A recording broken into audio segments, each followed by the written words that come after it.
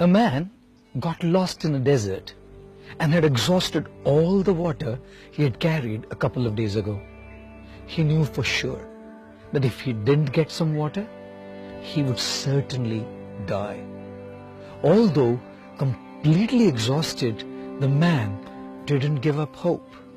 He kept walking, looking for some sign of good fortune. Suddenly, he saw a small hut at some distance. Could it be a mirage, he thought, or maybe just a hallucination? But having no other option left, he edged closer only to realize that the hut was real. Gathering the last bits of energy left, he dragged his tired body inside the hut, hoping he could find some water. The hut was empty and seemed like it had been abandoned for quite some time. His heart skipped a beat when he saw what was in the hut. A hand pump. Water finally. He was overjoyed. He began working the hand pump, but no water came out. He tried harder and yet harder. No water. Finally, after putting in every bit of energy, he gave up out of exhaustion and frustration and sat down thinking, maybe I'm destined to die out of thirst today. And then, a second ray of hope. He noticed a bottle in one corner of the hut. It was filled with water and corked up to prevent evaporation. He uncorked the bottle, and as he was just about to devour the life-giving water, he noticed a piece of paper attached to it.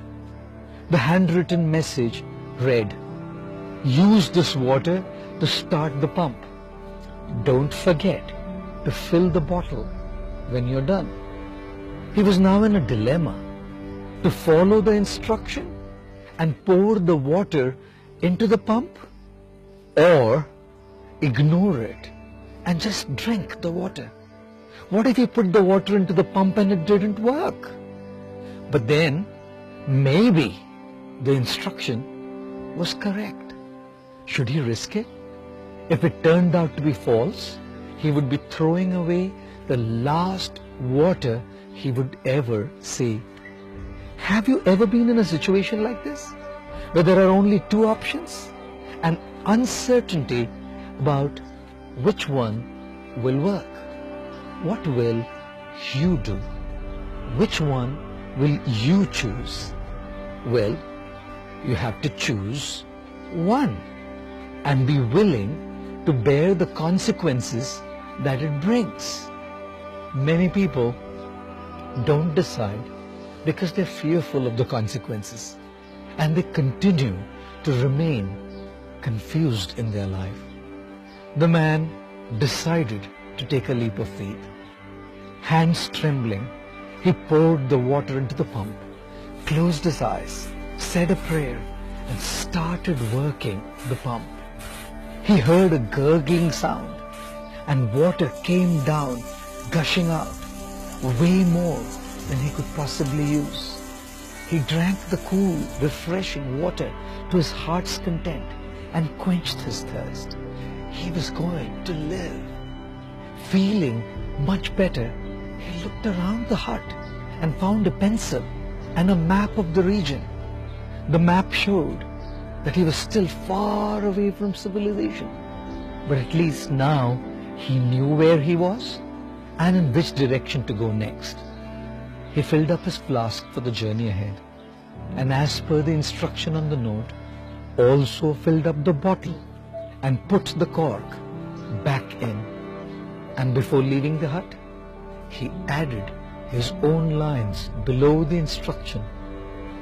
Believe me, it works.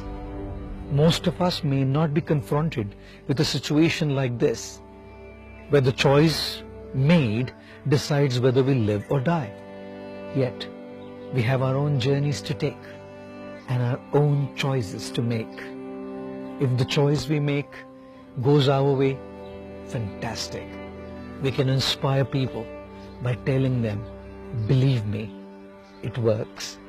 And if it doesn't go our way, we can share our mistakes, our experiences, our realizations, and empower people to make their right choices.